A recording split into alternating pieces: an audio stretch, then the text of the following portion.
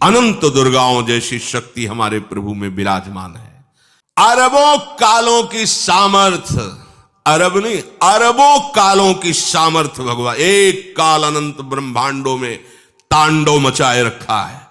अरबों काल अमित बलशाली, अत्यंत दुस्तर, दुर्गम, दुरांत कौन? प्रभु श्री हरि। अरबों धूमकेतुओं के समान अत्यंत प्रबल सामर्थ्यशाली।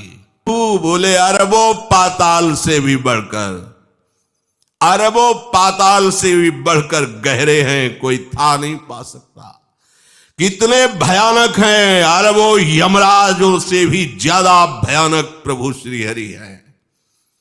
अनंत कोटि तीर्थों को भी पावन करने वाले परम पवित्र जिनके श्री चरण है, वो तीर्थपाद श्री हरि है।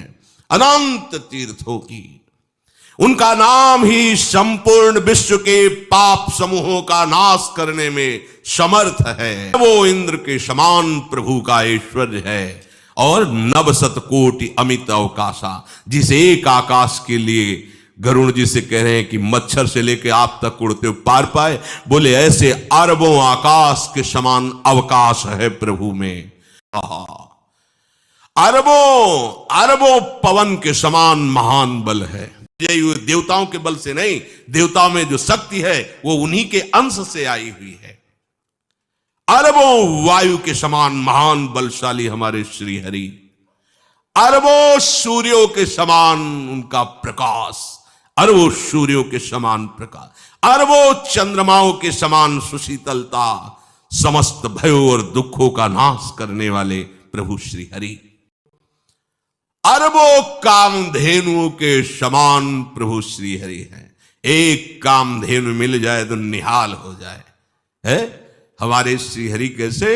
अरबों कामधेनुओं के समान है। इच्छित कामनाओं की पूर्ति कर दे उसे कामधेनु कहते हैं। प्रभु में कितनी चतुरता है। अनंत कोटि सरस्वतियों की एक सरस्वती ब्रह्मांडों का संचालन करती है, बुद्धि के अधिष्ठात्र देवी हैं।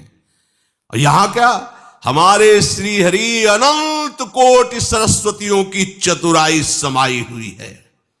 अरबों ब्रह्माओं के समान सृष्टि रचने में समर्थ। एक ब्रह्मा प्रकट कर दिया, ये वैभव प्रकट हो गया। अरबों ब्रह्माओं जैसी सामर्थ सृष्टि रचना की प्रभु में है। और अरबों विष्णुओं के समान पालन करने की सामर्थ प्रभु में है।